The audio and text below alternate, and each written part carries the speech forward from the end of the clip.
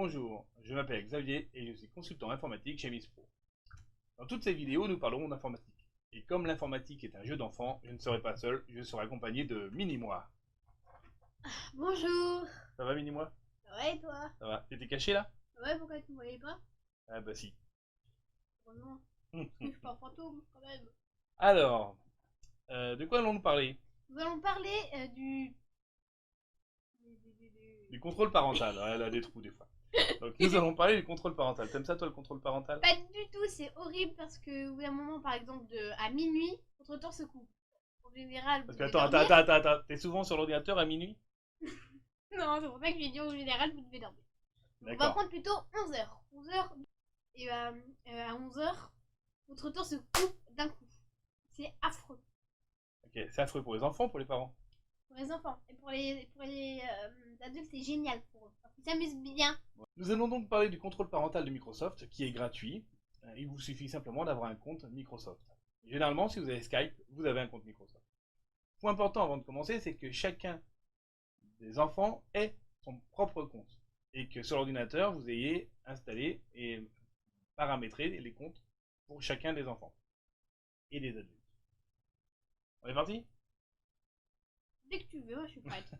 Vous en prête à l'action. Allez, nous y sommes. Donc, première chose, on ouvre un navigateur. Mini-moi, c'est quoi un navigateur? Alors, un navigateur, c'est Un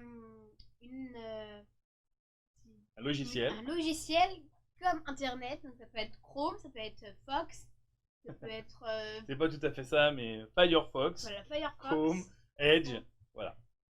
C'est Donc, tout ce qui ressemble un peu à Internet avec tout ce que vous pouvez faire. plus exactement, c'est plus tout ce qui m'autorise à aller sur Internet. Oui, Par voilà. exemple, voilà, là à l'affichage, vous avez un navigateur. Donc ici, on va taper microsoft.com puisque c'est un service de Microsoft. On va cliquer sur se connecter. Et maintenant, nous allons créer un compte. Et ici, vous pourriez utiliser une adresse email qui existe déjà. Moi, ce que je vous conseille, c'est de créer une nouvelle adresse, surtout pour un enfant. Ça lui permettra déjà d'en avoir un, s'il n'en a pas déjà, mais ça évite surtout les conflits. Donc, je vais maintenant créer une adresse email, donc minimoi@outlook.fr, on va voir si ça fonctionne. Voilà, on voit que c'est déjà donc minimoi mispro. Parce que en fait, voilà, et là c'est sûr que ça a Pourquoi tu fonctionné. écris mini-moi, Miss Pro? Mini-moi, Miss Pro. Ah ouais, bah c'est pas grave. Pour notre exemple, c'est pas grave, ce n'est qu'un exemple. Donc, je rentre un mot de passe. Voilà, on s'en fiche un peu parce que c'est ton compte. Ah. Je vais pas mettre celui-là d'ailleurs, je vais faire celui-là. Voilà. Et suivant. Donc ça, c'est un mot de passe et un compte que je peux lui donner parce que ça va lui appartenir. Alors, mini. Alors, on va mettre Mini et moi. ton nom de famille, c'est moi. Tout va bien. Alors, on lui met sa date de naissance. Ouais, n'importe quoi. Hein. Bah non, mais sa date de Comme naissance. ça, oui, Et donc là, on va mettre que tu as 10 ans. nous on met n'importe quoi. On met 10 ans, arrête de raconter ton secret. JPX45. Ah, je suis pas sûr que ce soit ça un J. Est-ce qu'il peut être PX45. SP. Non, SKP. PP. Voilà, SKPPP. Donc j'ai rentré le code de sécurité et mon adresse email est créée, mon compte est créé.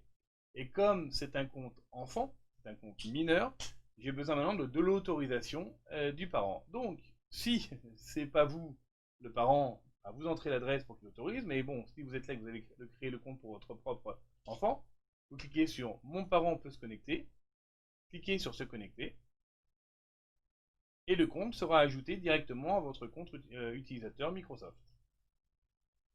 Maintenant, voyons voir comment ça se passe de l'autre côté, une fois que le compte est créé et que l'enfant a son propre compte. Première chose, sur l'ordinateur, vous faites démarrer utilisateur et vous allez créer un compte utilisateur avec ce que vous venez de rentrer, login et mot de passe qu'on vient de faire. Il aura son propre accès sur l'ordinateur. Ensuite, pour voir et agir réellement avec le contrôle parental, vous ferez account.microsoft.com. Je vous mettrai l'adresse dans la désignation de la vidéo. Donc, je me connecte avec le login et le mot de passe. Donc, le nom et le mot de passe, adresse email du parent. Voilà. Le mot de passe étant secret, comme les yeux et on se tourne la tête. Voilà. Ne pas laisser l'accès aux enfants à ce mot de passe, sinon ils auront accès à tout. C'est bon, mini-moi, tu peux revenir. Et voilà, j'y suis. Donc maintenant, je vais cliquer sur famille, là-haut. Donc là, je suis sur mon compte, avec mon compte à moi. J'ai flouté tout ça puisque c'est mon compte personnel. Rien. Et on voit, voilà, ici, on a la famille qui est là. Donc, si vous avez ajouté avec le mail tout à l'heure, ça fonctionne très bien. Sinon, vous faites, voilà, ajouter un membre de la famille et vous entrez l'adresse que vous avez tout à l'heure. Donc moi, ici, c'est déjà créé. Donc, on va voir mini-moi qui est ici. On va rapidement voir son activité. Donc, c'est un résumé de ses activités. T'as honte? Non. Donc, ça, c'est pour un mois complet. Donc, on voit qu'elle joue à Roblox. On voit qu'elle est sur un navigateur qui est Edge. Windows, calculateur. Ouais, ça, c'est la calculatrice que tu dois utiliser peut-être pour faire tes devoirs. Enfin, voilà. Oui. On voit un résumé donc du temps qu'elle utilise pour chaque application. Et on voit aussi ce qui est bloqué. Et je vois que msn.com, par exemple, je l'ai bloqué. Et pourtant, elle a essayé d'y aller 20 fois pour voir si c'était débloqué. Je savais même pas que... Sur Discord, qui était bloqué, elle a fait 2 tentatives pour s'y connecter. Et après, Et ainsi de suite. Et on voit comme ça pour le tout. Donc on voit ses temps, bref. Passons plutôt sur quelque chose d'intéressant, c'est le temps d'écran. Vous pouvez limiter le temps de l'écran. Mini-moi, est-ce que tu peux expliquer ce que ça fait ça? Alors ça, par exemple, comme on peut voir dimanche. Je vais prendre dimanche, ok. Alors là, on peut choisir une heure, donc par exemple 4h30. On clique dessus et là, on peut avoir toutes les heures. Par exemple, il va mettre 9h. 9h, on l'a déjà mis. Attends, on va supprimer celui-là pour mettre l'exemple. Donc on va mettre 9h. Donc on va mettre de 9h du matin jusqu'à 19h. Oh, voyons. T'as envie d'être longtemps sur l'ordinateur? Jusqu'à 19h, ok. Voilà. Après, donc il ajoute. Ah bah je fais pas parce que regarde, j'ai déjà mis 19h30 là. Donc je fais ajouter, voilà. Okay. Donc, et j'enregistre. On enregistre. Ok, donc ça veut dire que tu as le droit d'avoir 12 heures d'ordinateur dans le dimanche? Non, pas encore. Ah bon. Après, là où c'est écrit au dimanche, il y a les ça sert à jours. rien de montrer sur le doigt. Après, donc ici, oui. Après, il y a les limites de temps. Et là, par exemple, il peut mettre de 9h à 19h, tu vois, par exemple, 1h30, ou 2h30, ou 3h. Ou... Elle a bien compris. Donc pour faire un résumé, vous choisissez la plage horaire sur laquelle vous voulez que votre enfant puisse accéder à l'ordinateur. Et vous pouvez lui dire, par exemple, tu n'as droit qu'à 1h30 de temps sur cette plage horaire. Maintenant, si vous êtes encore plus précis, rien ne vous empêche, par exemple, si je prends la date du mercredi, de lui dire tu as le droit de 9h30 à midi et de 17h30 à 20h. Et sur ces heures-là, soit tu as le droit le mercredi à tes 2h30, soit tu n'as le droit qu'à 1h. On a le max planifié. Donc, mini-moi, qu'est-ce qui se passe à partir du moment où ça va bientôt se déconnecter? Ça nous dit moins de 15 minutes restantes ou moins de 2 minutes restantes quand il reste plus que 2 minutes. Et donc moi en général quand il me reste moins de 2 minutes, je coupe tout et j'arrête l'ordinateur quand il reste moins de 2 minutes. Voilà, donc elle a une petite alerte qui vous dit attention, ça va bientôt terminer. Maintenant, si elle a besoin de l'ordinateur un petit peu plus, elle peut vous faire une demande de plus de temps, vous allez recevoir une alerte et vous accordez ou pas plus de temps. Donc ça, c'est par rapport au temps passé sur l'ordinateur. Maintenant, passons aux applications en elles-mêmes. On voit par exemple qu'ici que Roblox, qui est un jeu, je l'ai bloqué. Si elle me demande l'autorisation, je vais pouvoir la débloquer soit complètement, soit pour une demi-heure, 1 heure, 2 heures. Si vos parents veulent bien. S'il veut bien. Voilà. Discord, qui est fait pour la discussion, souvent avec le jeu d'ailleurs. On va pouvoir bloquer l'application, mais aussi bloquer l'application en ligne. Ce qui permet de l'empêcher d'aller directement sur le site web pour parler sur Discord. Même si tu ne savais pas que tu voulais faire ça, moi je sais que je peux le bloquer aussi. Et comme ça, je peux bloquer ou débloquer plusieurs tout ce que je veux. Si je savais l'application Discord, mais je ne sais pas à quoi elle sert, donc je n'y vais jamais dessus. Discord, tu discutes dessus avec mais l'application. Ah, l'application, c'est la même chose. Ah. Maintenant, on va pouvoir restreindre aussi du contenu. Par exemple, déjà, comme j'ai dit qu'elle avait 10 à 11 ans, je vais pouvoir mettre ici son âge et ça va l'empêcher de télécharger des applications qui ne sont pas de son âge ou d'aller sur des contenus qui ne sont pas de son âge. On peut ici avoir les applications sur quoi ça joue, sur les films, la musique, bref. Donc mettez ici l'âge en fonction de ce que vous désirez.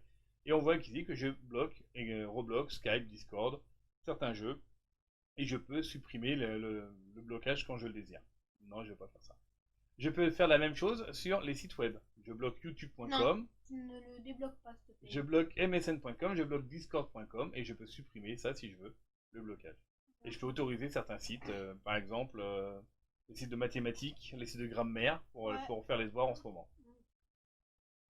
Une dernière petite chose, contrôle parental de Microsoft, c'est que vous avez aussi la localisation de l'enfant. Alors, elle n'a pas de téléphone à 10 ans, mais si vous avez un enfant un peu plus vieux, il a peut-être un téléphone.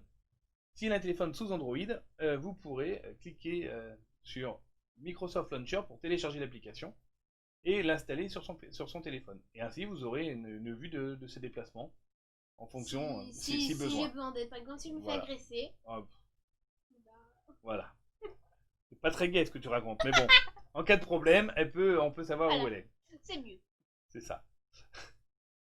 Ah, ça va promettre ces vidéos avec toi. Oh, arrête. Je pense que nous avons fait le tour. Ah non, une dernière chose encore. L'application est online, ça veut dire que vous pouvez utiliser votre téléphone pour activer, désactiver, bloquer l'ordinateur. Vous n'êtes pas à la maison, vous êtes en déplacement, mais on vous dit tu peux bloquer l'ordinateur de n'importe où vous pourrez bloquer son compte. C'est pourquoi il est très important que l'enfant ne connaisse pas le mot de passe des parents et qu'il ait son propre accès à l'ordinateur, soit sur son ordinateur, soit sur votre ordinateur, mais avec sa propre propre mot de passe, son propre identité. Voilà, avec son propre compte, vous serez libéré de pas mal de stress, par exemple, avec cette solution. Donc, c'était la solution du contrôle parental par Microsoft. Si vous avez des questions, n'hésitez pas à les poser en commentaire, nous répondrons à tout ce que nous pouvons. Et puis, tu as quelque chose à rajouter? Oui, n'oubliez pas de lâcher un like et de vous abonner. Oh, comment elle parle. Quoi? Lâchez, c'est pour ça que j'ai arrêté YouTube, parce que lâchez un like et vous abonner, et peut-être la petite cloche aussi pour... Oui, la petite cloche pour être un peu juste. Non, la petite cloche, ça sert à juste à être averti des nouvelles vidéos, et la prochaine vidéo devrait être sur la sécurité. Oui. On parle de spam ou de phishing, ou est-ce qu'il faut cliquer ou pas sur un lien. Oui, et je n'ai pas fini, s'il te plaît. Ah, mince. Oh, hein. N'oubliez pas que nous revenons bientôt, et venez regarder notre vidéo, dans notre prochaine vidéo. Ouais, en gros, tu sais pas comment terminer là. Ah oui, je sais, Dis au revoir. Bon, bah, d'accord. Au revoir. Ah.